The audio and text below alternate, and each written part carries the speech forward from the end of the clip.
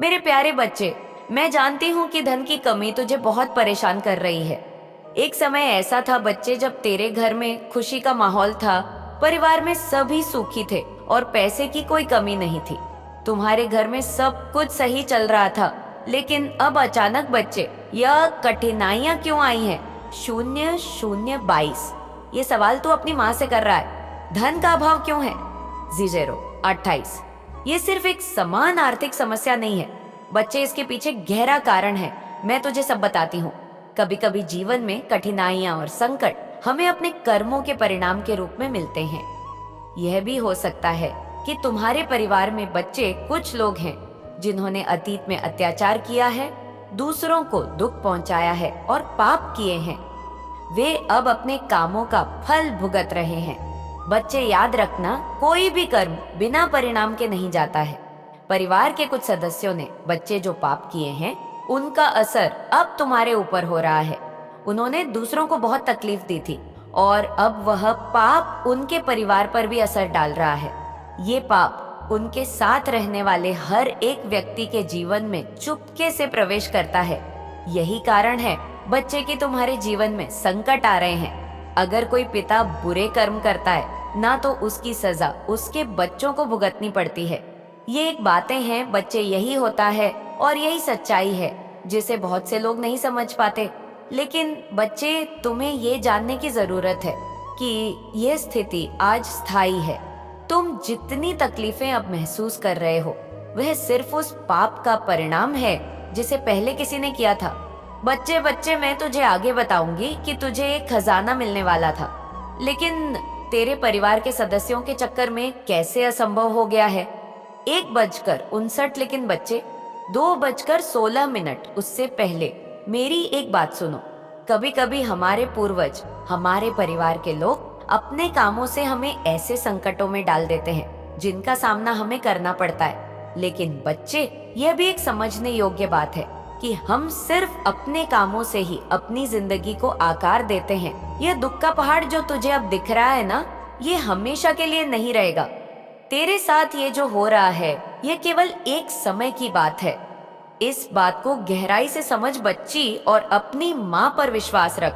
जैसे तू किसी को दुख देता है, वैसे ही तुझे भी दुख मिलेगा, और जैसे तू अच्छे कर्म करता है, वैसे ही तुझे अच्छे परिणाम मिलेंगे। ये एक प्रकृति का नियम है बच्चे, और इसको मानना होगा, जिसे बहुत से लोग बच्चे लॉ ऑफ अट्रैक्शन भी कहते हैं। मेरे प्यारे बच्चे, अब मैं तुझे वह समझती हूँ जिससे तुझे इन परेशानियों का सामना करना पड़ रहा है। जो तेरे अंदर प्रश्न है, उन सब का जवाब आज मैं तुझे देने वाली हूँ। मेरे प्यारे बच्चे, बहुत समय पहले की बात है जब तेरे परिवार का जीवन सरल और सुखमय था। घर में खुशियों का माहौल था और सब मिलजुल कर रहते थे। लेकिन मैं तुझे एक ऐसी कहानी बताने जा रही हूँ बच्चे, जो तेरे परिवार के इतिहास से जुड़ी हुई है और जिससे तेरे जीवन में आई समस्याओं के कारणों का पता चलता है। ये एक सच्ची घटना बच्चे, जो तेरे परिवार के पूर्वजों और एक खजाने से जुड़ी हुई है। 3:58। हाँ बच्चे, जिस चीज की मैं बात कर रही थी वह मैं तुझे बताने जा रही हूँ। तेरे घर में एक देवस्थान था बच्चे, जहाँ हर महत्वपूर्ण मौके पर तुम्हारे परिवार के लोग जाया करते थे। मेरे बच्चे, शादी त्योहार हो या कोई अच्छा काम होने पर भी यह स्थान तेरे घर में हो सकता है या तेरे गांव में भी हो सकता है बच्चे। लेकिन मैं देख पा रही हूँ बच्चे अपनी दिव्य दृष्टि से कि ये स्थान खेत में स्थित है, और अभी भी तुम वहां पर जाया करते हो, लेकिन बहुत ही कम कर दिया है जाना। और इस स्थान का विशेष महत्व है बच्चे, और पहले भी बहुत था ये देवस्थान। एक, हाँ बच्चे, केवल एक पूजा स्थान नहीं था, बल्कि यहाँ एक खजाना भी था जो बहुत पुराना था बच्चे। ये खजाना तुम्हारे परिवार के पूर्वजों से जुड़ा हुआ था। जब भी कोई अच्छा कार्य होता है तो उस स्थान पर जाकर लोग आशीर्वाद प्राप्त करते हैं। यह खजाना तुझे और तेरे परिवार को समृद्धि देने के लिए था। लेकिन बच्चे, समय ने कुछ ऐसा मोड़ लिया कि इस खजाने को लेकर झगड़े होने लगे। हाँ बच्चे, तेरे परिवार में भी इसको लेकर चर्चाएं होती हैं, और कई लोग जो बूढ़े हैं, बुजुर्ग हैं, वो सदस्य ऐसा कहते हैं कि अभी भी वहां पर खजाना है और उसकी रक्षा कौन कर रहा है, ये मैं तुझे बताती हूँ। लेकिन मेरे बच्चे, उससे पहले मैं तुझे बताती हूँ कि इन समस्याओं की जड़ क्या है। 4 मिनट 58 मेरे बच्चे, ये 5 लोग घर के जो सदस्य थे वो उस खजाने को लूटने के लिए गए, उसकी कोशिश करने के लिए गए। यह खजाना तुम्हारे ही पूर्वजों का था बच्चे, और उसे लूटने की कोशिश करने वाले भी वही लोग थे। मेरे बच्चे, वो खजाना उनका ही था और उसे ही लूटने गए थे। लेकिन जो तुम्हारे परिवार से थे बच्चे, ये खजाना सिर्फ धन का नहीं था, बल्कि तुम्हारे पूर्वजों के आशीर्वाद और देवताओं की सुरक्षा का प्रतीक भी था। खजाना वहां गाड़ा हुआ था और इसकी रक्षा बच्चे स्वयं नाग देवता कर रहे थे। हाँ बच्चे, वही नाग देवता जो नाग देवता थे। मेरे बच्चे, वही तुम्हारे पूर्वज थे। जब ये लोग खजाना लूटने गए तो उन्होंने सोचा कि यह धन उनका है और उन्होंने जबरदस्ती उसे निकालने की कोशिश की। लेकिन वे नहीं जानते थे कि वह खजाना केवल उनका ही नहीं था, बल्कि देवता और उनके पूर्वजों का आशीर्वाद भी उस खजाने के साथ था। नाग देवता ने उस खजाने की रक्षा की थी बच्चे, क्योंकि वे तुम्हारे पूर्वज थे। यह खजाना सिर्फ उनके आशीर्वाद से सुरक्षित था, और जब उन्होंने इसे लूटने की कोशिश की तो उन्होंने अपना और अपने परिवार का विनाश खुद ही लिखा। बच्चे, हाँ बच्चे, तुम्हारे पूर्वज इससे बहुत नाराज हुए। जब तुझे यह सब बताती हूँ ना बच्चे, तो मुझे भी बहुत दुख होता है कि कैसे कोई कर सकता है, जबकि बच्चे ये खजाना तुम्हारा ही था। लेकिन समय आने पर तुम्हें वह मिलने वाला था। लेकिन बच्चे, इन कारणों से, इन पाप ने इनको पूरा बर्बाद कर दिया। मैं देख सकती हूँ बच्चे कि तेरे पूर्वज में गुस्से का माहौल बन चुका है। अब वे दुखी हैं क्योंकि उन्होंने देखा कि उनके आशीर्वाद और खजाने को लूटने का प्रयास किया गया था। वे अब तुझसे संवाद करने के लिए स्वर्ग से आए हैं ताकि तुझे इस स्थिति का समाधान मिल सके। बच्चे, तेरे पूर्वजों ने तुझे माफ कर दिया है, उन लोगों को माफ कर दिया है जो इस घटना में शामिल थे। बच्चे, यह घटना सिर्फ एक खजाना लूटने की नहीं थी, बल्कि यह भी एक सबक था कि तुम्हारे परिवार के सदस्य जिन्होंने यह किया, उन्हें अपने कर्मों का परिणाम भुगतना पड़ा। अब भी तुम्हारे जीवन में दुखों का कारण बने हुए हैं, क्योंकि जो लोग अपने पूर्वजों के आशीर्वाद को तुच्छ समझते हैं, उनका जीवन दुख और कष्ट से भरा होता है। बच्चे, मेरे प्यारे बच्चे, इस सब का मतलब यही है कि तेरे पूर्वज का आशीर्वाद अब तुमसे दूर हो गया है, क्योंकि जो लोग अपने पूर्वजों का अपमान करते हैं वे हमेशा समस्याओं का सामना करते हैं। वे खजाने की लूट के कारण अपने आशीर्वाद से वंचित हो गए हैं। लेकिन बच्चे, मैं तुझे बता दूं कि समय आने पर सबको अपना भाग्य मिल जाता है। जो खजाना कभी तुझसे दूर था वह अब तुम्हारे पास आ सकता है। हाँ बच्चे, अब वही खजाना तुम्हारे पास आ सकता है, क्योंकि वह समय आ गया है। लेकिन इसके लिए तुम्हें पहले अपने पूर्वजों से माफी मांगनी होगी और उन्हें सम्मान देना होगा। बच्चे, जो नाग देवता थे वही तुम्हारे पूर्वज थे और उनकी ही रक्षा वे खजाने की कर रहे थे। यदि तुझे अपने जीवन में सुख और समृद्धि चाहिए ना बच्चे, तो तुझे पहले अपने पूर्वजों और देवताओं का सम्मान करना होगा। उनका आशीर्वाद पाकर ही तुझे अपने जीवन में संतुलन मिलेगा। बच्चे, तेरे जीवन में जो समस्याएं आ रही है ना, वे उस खजाने की लूट के कारण है। और इस समय है जब तुझे अपने परिवार और अपने पूर्वजों से जुड़े कामों को सही करना होगा। मैं सब बताती हूँ बच्चे तुझे।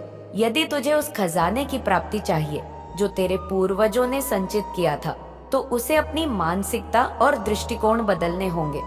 बच्चे, हाँ बच्चे, तुझे यह समझना होगा कि जो कुछ भी तेरे पास है ना, मैं तुझ तक सिर्फ देवताओं और तेरे पूर्वजों के आशीर्वाद से ही आ सकता है।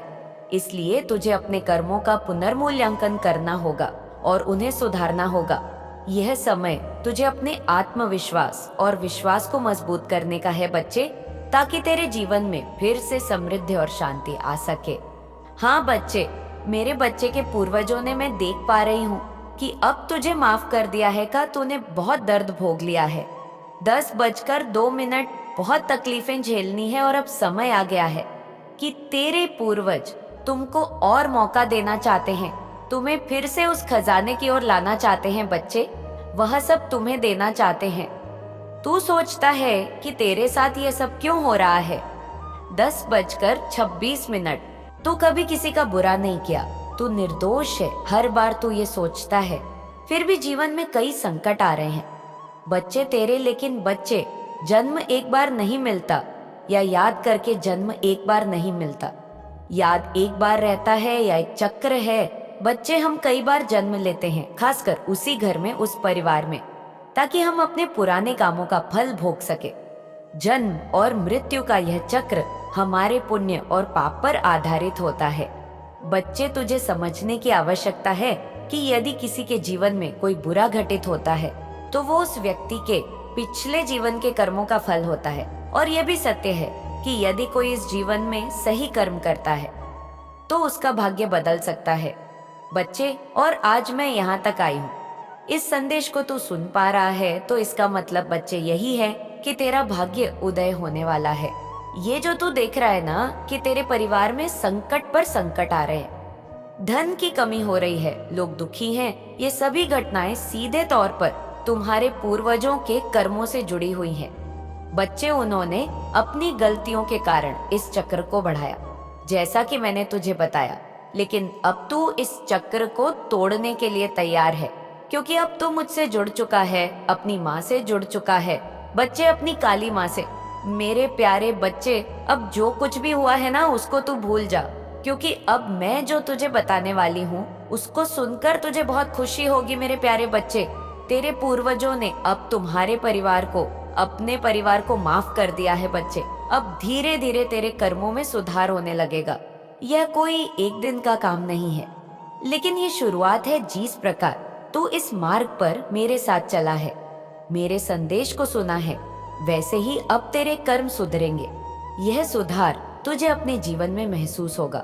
बच्चे, मुझे जानकर खुशी होती है कि तू अब मुझसे जुड़ चुका है, अपनी काली माँ से, क्योंकि यही वह समय है जब तेरे कर्म सुधारने का अवसर मिला है। जब कोई आत्मा मेरी शरण में आती है तो उसका हर कर्म पुनः जन्म लेकर सही दिशा में जाता है। बच्चे, तू चिंता मत कर, क्योंकि अब मैं काली माँ स्वयं तेरे साथ हूँ और मैं तेरी रक्षा कर रही हूँ। बच्चे, कमेंट में लिख, अगर तुझे मेरा एहसास होता है। मुझसे बोल कि हाँ माँ, मुझे आपका एहसास है कि आप मेरे साथ हैं। मेरे बच्चे, तेरे जीवन में जो भी समस्या आए हैं अब धीरे धीरे समाप्त होने लगेंगी। ये तुझसे जुड़े हुए कर्मों की गहरी प्रक्रिया है और मैंने तुझे इस मार्ग पर चलने का आशीर्वाद दिया है। तू डर मत, क्योंकि मैं तेरे साथ हूँ। तुझे समझना होगा कि तू अकेला नहीं है, तेरे साथ तेरे पूर्वज और देवी देवता भी हैं। बच्चे, अब ये जो धन की कमी है ना बच्चे, इसी के चक्कर में बच्चे तू बहुत परेशान है। जो संकट है ये सब अब खत्म होने वाला है। तुझे विश्वास रखना होगा बच्चे कि जो तेरा खजाना था वह धीरे धीरे तुझ तक वापस आने वाला है। लेकिन इसके लिए तुझे अपने कामों को सुधार करना होगा। अब जैसे ही तुझे अपनी गलतियों का एहसास हुआ है, वैसे ही तुझे अपने कर्मों को सही दिशा में बदलने का अवसर मिलेगा। बच्ची, तू जो कर्म करेगा ना, उसी के आधार पर तेरे जीवन में सुख समृद्धि आएगी। जो पाप पहले किए गए थे, अब उन्हें पुण्य में बदलने का समय है। यह कार्य धीरे धीरे समय के साथ होगा। तुझे अपनी सच्चाई के साथ मेरे पास आना है और मैं तुझे उन कर्मों का शुद्धिकरण भी दूंगी। बच्चे, अब जो मैं तुझे बताती हूँ वह बहुत महत्वपूर्ण है। बच्चे, ध्यान से सुन। तेरे जीवन में जो भी उलझने हैं उन्हें सुलझाने का समय आ चुका है। यह बदलाव तेरे अपने हाथों में है। तू जितना अधिक सच्चे दिल से मुझे अपनाएगा, उतना अधिक जीवन में सुख शांति का अनुभव करेगा। तेरे पूर्वजों ने तुझे माफ कर दिया है और अब तेरा यह जीवन अपने सही रास्ते पर चलने के लिए तैयार है। तेरे कर्मों का शुद्धिकरण हो चुका है। अब तुझे उन सब चीजों का निराकरण मिलेगा जो कभी तुझे दुख देती थी। तू फिर से समृद्ध सुख और शांति को प्राप्त करेगा। बच्चे, यह समय है जब तुझे अपने जीवन में नई शुरुआत करनी है। तुझे डरने की आवश्यकता नहीं है, क्योंकि मैं हमेशा तेरे साथ हूँ। मेरे प्यारे बच्चे, तेरे अच्छे कर्मों से ही तेरा भविष्य उज्जवल होगा। अब तुझे में सब कुछ मिलने वाला है बच्चे, जिसका तूने सोचा था, जिसका तूने बड़ा सपना देखा था। जो एक बड़ा सपना बच्चे तू हर रोज देखता है अपने अंदर, लेकिन बच्चे कर्म भी करना बहुत जरूरी है। मैंने रास्ता तुझे दिखा दिया है। अब तुझे कर्म करना है, उस रास्ते पर चलना है बच्चे। बाकी सब तू अपनी काली माँ पर छोड़ दे। मैं सब देख लूंगी बच्चे, मैं सब कुछ समझ लूंगी। तू बिल्कुल चिंता ना कर। जो जो परेशानियां परिवार में चल रही है, जो अनबरी चल रही है, उन सबको मिटा दूंगी। जो लोग पहले एक होकर रहा करते थे, जो अब दूर दूर भाग रहे हैं ना, बच्चे मैं सब एक कर दूंगी। और बच्चे अब तेरे जीवन में एक ऐसा समय भी आने वाला है। अगर आपको वीडियो पसंद आई हो तो वीडियो को लाइक और चैनल को सब्सक्राइब जरूर करें और कमेंट मैं अपने महान विचार जरूर बताएं। अपना और अपने परिवार का ध्यान रखें।